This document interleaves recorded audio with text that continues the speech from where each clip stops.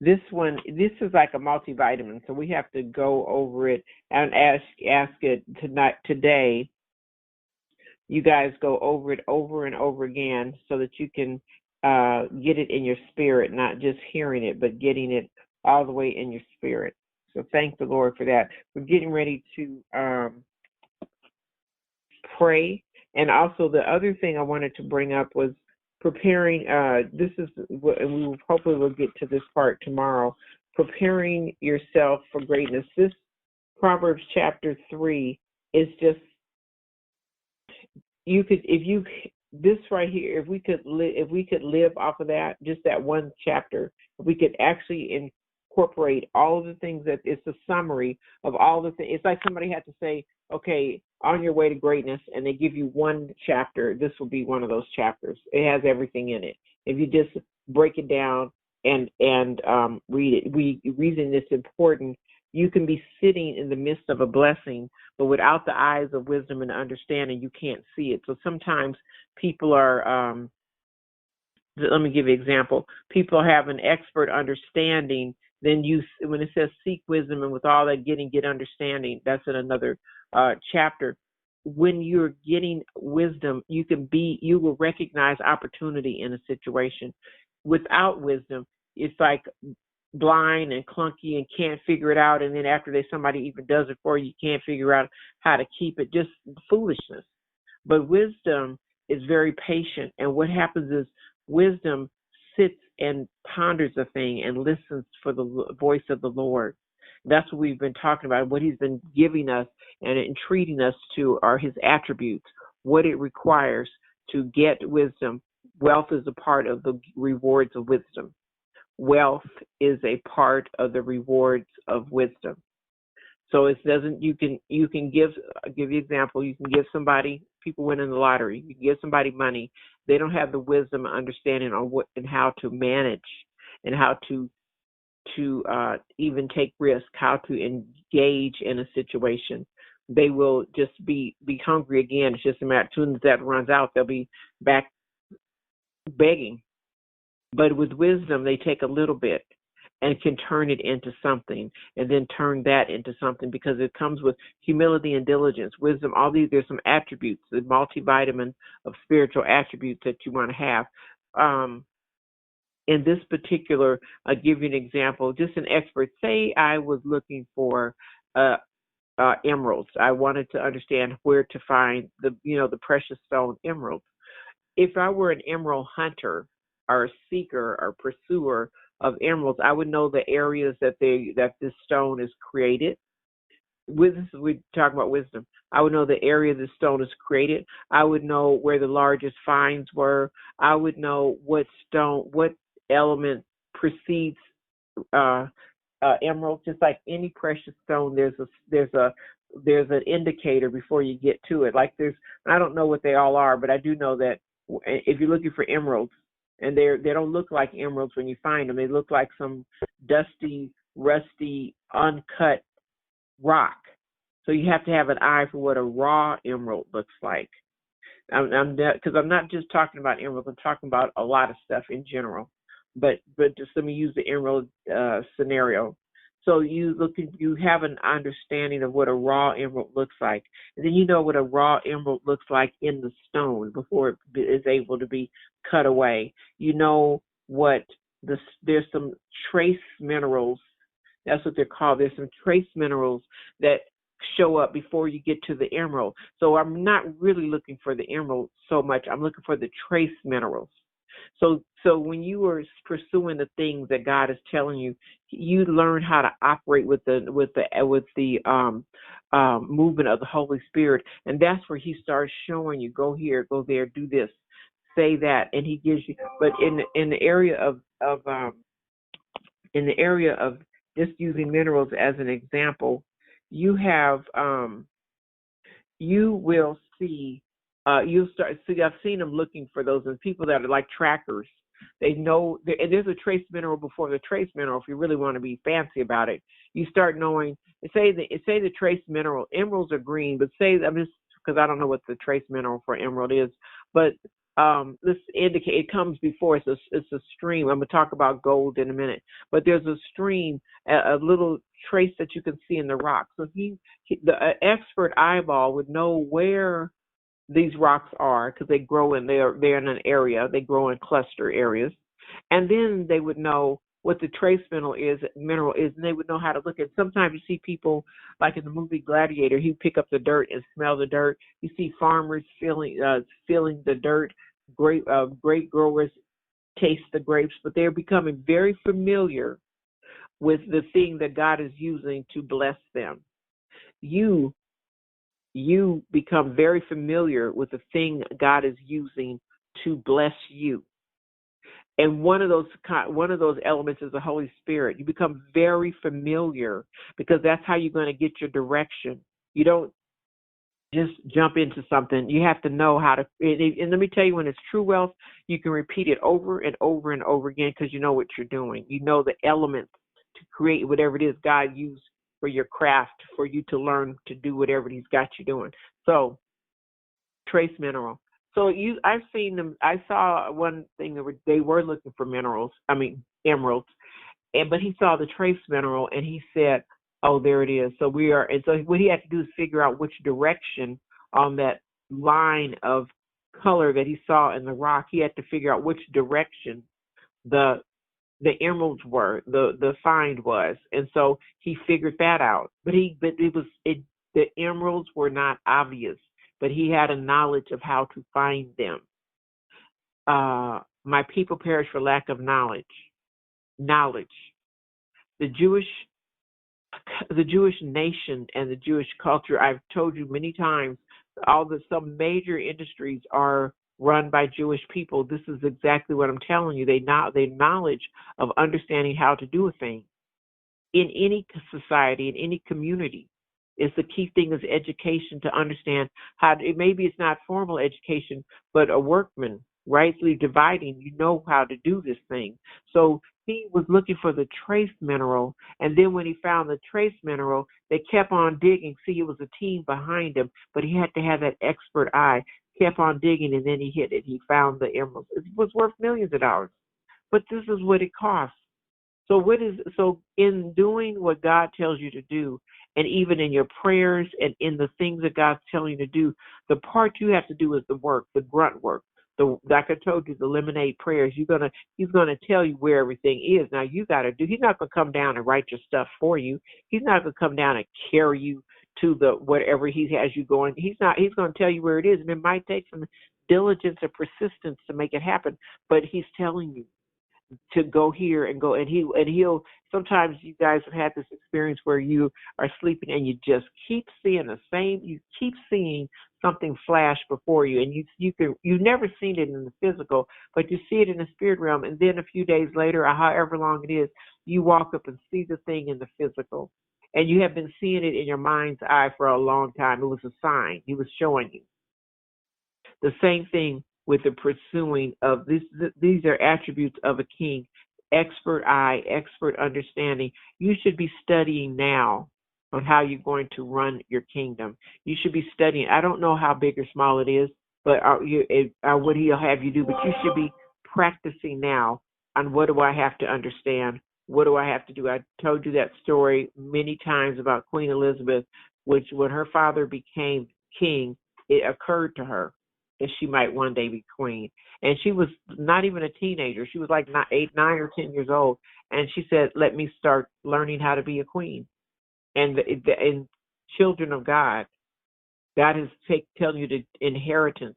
He's telling you, He's told many of you ideas of witty inventions, what He wants you to do. Your job is to study on that thing and start learning as much as you can. If you're going to scale up your business, then that's something you need to learn how to do. You might pay somebody to do it, but you need to know how it's done. You need to know what are the expert elements to make this an excellent situation, because you can throw something together and it won't last. But you can carefully, with prayer, diligence, and studying to show yourself approved, you can carefully construct something. Like when somebody gives you something and you appreciate it, you polish it off, you fold it, you keep it in a drawer, you treat it like it means something.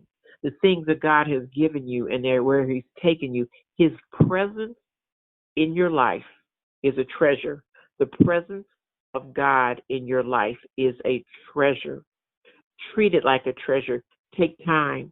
Spend time, listen. Oh, Lord, thank you. Always say thank you. Always be grateful because He doesn't have to dwell with men, women. He doesn't have to dwell with you. He doesn't have to call your name out. He don't have to show up, but He does. I don't know why He does. I couldn't figure it out to save my life. Why God so loved the world. I don't know, but He does. And we're grateful that He does. But when He's showing up, giving you instruction, how do you show appreciation for getting instruction? How do you show appreciation for getting blessed? Is you say thank you and you pay attention to it. And you do exactly, okay, Lord, thank you for this. Now what do I do next? And then you spend time before Him getting the instruction. Don't think you already know. Ask Him. We're looking for the attributes. Prepare yourself for greatness, the attributes of the King. I don't know if we'll be talking about that today or tomorrow, but we're going to be looking at Solomon. Prepare yourself. Write this down. Prepare yourself for greatness. Now, if it's heavenly greatness, it's happening in the earth realm, or if it's earthly greatness, that you're going to be doing something that's going to be helping people or making a big imprint somewhere. But prepare yourself. Prepare yourself. Just that's so important. Look at yourself. Look at your life. Prepare for the next step. Prepare where He's going to jolt you into. We don't know exactly, but I can tell you it's coming. It's here. We're in this prepared. Okay, who got prepared before? I think it was the 10 virgins, 5 foolish virgins. Some were wise and some were foolish. All were told to prepare. All were showing up to the wedding, but some were prepared with extra, and then some had just enough. Prepare when somebody says prepare yourself, you're getting ready to go such and such. You can be a little bit and you'll run out, but you can be overly prepared, like a mother does when you have children. Your first children, you don't really know, but by that second one, you just put the whole box of Pampers in the diaper bag. You bring extra food, you bring extra clothes because they might throw up once or twice. You bring a jacket, you bring a hat. It could be summertime. You put everything in that diaper bag, and for eventualities. You don't know what's going to happen, but no matter what happened, that baby could be in need. He could last a week with that diaper bag because it's so packed. And before, you don't know. You just try to measure it out exactly, and you have just enough. But when eventualities happen, the unknown things happen, you run out, and then there you are stuck. Same thing with the wedding. The 5 foolish and the wise. The foolish ones had oil, but just enough. The wise ones, knowing what if, just in case, let me take some extra. And then they had enough sense not to give it away. Because the foolish ones were the ones begging for some extra oil. And the wise ones said, here, go, you got money, go down the store and get some. I'm not losing my place in line because you didn't figure it out. Wisdom. Wisdom is knowing how to keep what God gave you as well in terms of being prepared and placing it where it's supposed to be. So in the process of preparing for greatness, greatness and regular, normal, average. Okay, think about it. Greatness is one category. Greatness is a category you can participate in. You need to write that down. Greatness is a category, but it is a category you can participate in. Then there's average. That's what everybody does. And then there's below average. That's what the really, people that are self-destructing because they just refuse to do it. They just gonna just go. God says go right, they go left. He says go up, they go down. They just in their flesh. But that average middle ground, that's what the average people do. Just enough. Average people do just enough. But greatness, you have to plan to win.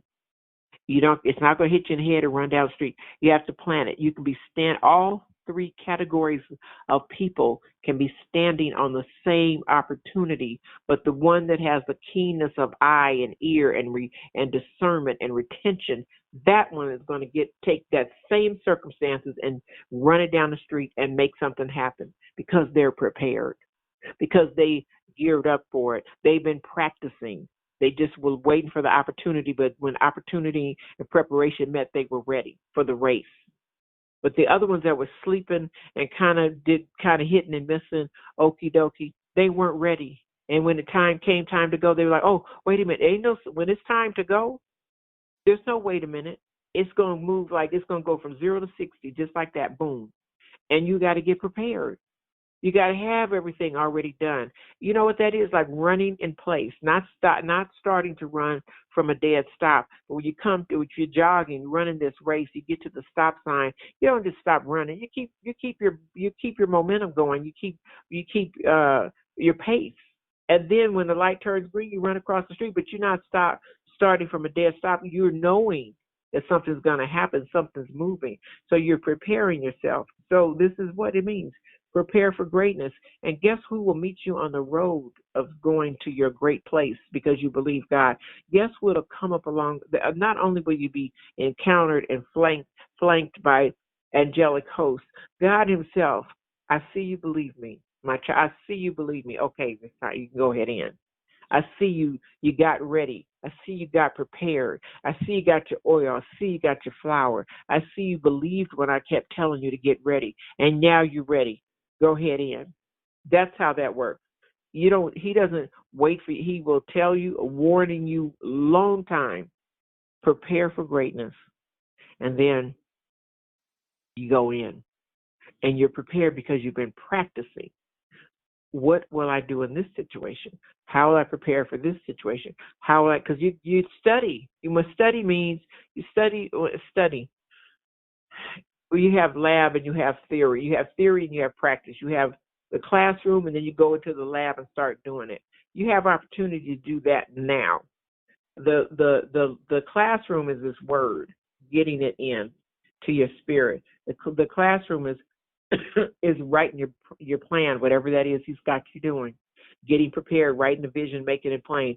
That's the classroom. Then you go and start looking for the pieces because you don't know all, but you know you're going to read everything you can about it. You're studying to show yourself approved.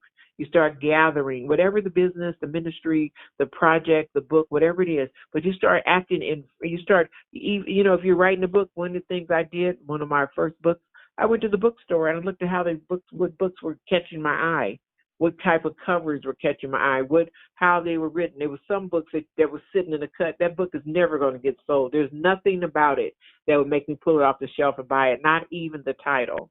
But there's some books that you could see from way across the bookstore, the bright colors, something on the cover. There's some books that catch your peripheral vision. But I studied to figure out how do I make this catch the eye of the person that made. You can find out about a book because a friend tells you. You can see it on TV. You can see it on the internet. You can get advertising for it. And then there's another way. You can go to the bookstore and you had no intention of buying the book, but the title caught your eye. The peripheral vision, because your peripheral vision is very powerful. You can be walking in a direction and something catch your eye over to the right or to the left, and you'll turn your head and look at it. They just made a sale. It's sitting on the shelf, and there's some books you can look at a whole shelf, but because the color is so distinctive, the spine of the book sits out and it draws you in. So this is thinking of how do I make this work? I want people to buy the book. So how do I make the book jump off the shelf into their hand? How do I make them to go pick it up? And that's exactly how that happens. That's why when you go to car dealerships, they don't have the little okie dokie car sitting out on the floor. They have the super duper one that smells like new car and it's just like a piece of art, and it just is incredible. And you go in there and you maybe 3 or 4 of them lined up, and you just start salivating for these cars. You start, oh my God, and don't let it be a really nice car, because then you sit in there in a car the steering wheel squishy leather, or they have paneling all inside the car, or you turn on the radio, and it's just you sit in there, you haven't immersed yourself, and you have an experience. That is not by mistake. That is to get you to figure out how to buy it. You may be going there, I'm just looking, I'm not gonna buy the car, da da da, and the car itself will draw you to it, and you'll go, oh well, I will just have to throw this off, get rid of that, da da da da da, and you start figuring it out because the salesperson and the dealership did their job, and that's to get you to be drawn to that thing that nothing will get in the way from you buying that car. Nothing. You would do anything. How many kids do you need? I can hear you have two of them. Give me the car. What do you need? That's what this is. You do anything. That is the salesperson has made a sale. That's how you're supposed to be with your vision. When God tells you about it, you working with Him using all your little brain, but He's gonna bless you. But you got to start somewhere. And you sit and you talk. You literally have your first business plan meeting. If you want to know the truth, the first business plan meeting you should be with the Lord always. You sit with Him, Lord. Okay, I know we're gonna do it. And the best thing you do when you go in a business meeting with the Lord. I don't know how to do it. I have no idea. I know what you showed me. I know what it looks like. And most you can do is have it in your mind that this big, bodacious vision He showed you can happen. Don't put your little doubt in there. Get that out the way. You saying, I don't know. I believe you 100%, 1,000%. I just don't know how it's supposed to happen. So I need you to show me. Show me the picture, how it's supposed to be, what it's going to look like, and then show me my part. If it's anything, your part might be just speaking it out and believing God. And what happens is when you write a vision down, by virtue of you correctly writing the vision down, don't write it according to your understanding. Write it like you see it. Write it like you see it. Not, that's too big for me. It ain't you. It's not you. You're not no part of this. You are the vehicle by which the vision is coming through. So preparing for greatness, kingdom. Knowing how to function in a kingdom and to rule a kingdom is part of preparing for greatness. If you guys start thinking like kings and queens, your environment would change. If you started thinking with the excellence and responsibility of kings and queens, you would attract the thing you're prepared to receive. That's exactly what would happen. So here we again. We don't have time to. I hope that I can get to the rest of this tomorrow. But when you're sitting down with in a business meeting with the Lord, and most of the time you'll ask the questions while you're awake, and He will tell you the answer while you sleep, or you wake up with the answer. But He can talk to you sleep or awake. You can only talk while you're awake. He can talk to you sleep, awake, upside down, side. He can talk to you any way He wants to. He can use anything to speak to you. He's not limited. But so you be prepared. And so He'll tell you maybe a single word, a single sentence, and there you will have your answer. God will design. He is the great designer. He designed all this with God. Ocean, water, mountains, everything. The cells of your body. He can design your business plan. That's who you sit down and have the conversation with. And then in the talking, in the discussion, in the movement, you will see Him. He'll do the thing. You will actually see it happen. And that's your first business partner is the Lord. Secret, truth. That's it. That's your business partner. That's who you go in and say, okay, how's this supposed to happen? Da da da da da. And He'll just designer. He's the ultimate designer. Ultimate designer. And you know how you know it is? Because when you see something that's extremely beautiful, God can create. He inspires somebody to create something that's extremely beautiful. It goes past your cognitive thinking and hits your heart. Something really, really beautiful, even if it's music, if it's poetry, if it's art, if it's a design, if it's something that you look at, it's a thing of beauty. God does those things. And your heart goes, oh my goodness, that's so beautiful. That's God. He does it all the time. He does it in people. He does it in things. He does it in flowers. And you start looking for Him. Okay, that's how we're going to do today. But just to prepare the title, prepare yourself for greatness. It's a process. The vision is probably got pants too big for you to wear right now, so you have to grow into it. And that's your job, studying to show yourself approved. All right, let me pray for you, and then Vivian, you're going to close us out.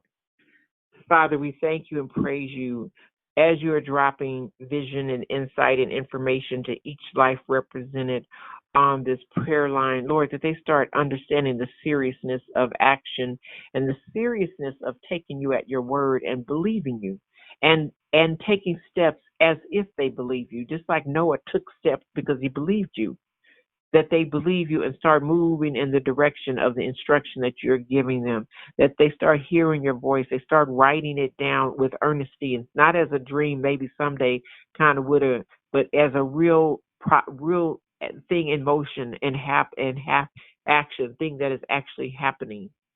And Father, they take you at your word. When it's time, they will be prepared. They'll be completely prepared with the extra oil. And we're asking that wisdom be a part of their knowledge and understanding. Wisdom be a part of their consciousness. That they function as children of God that have access to earth and heaven, not just earthbound creatures that only have access to earth resources, but they have access to earth and heavenly resources.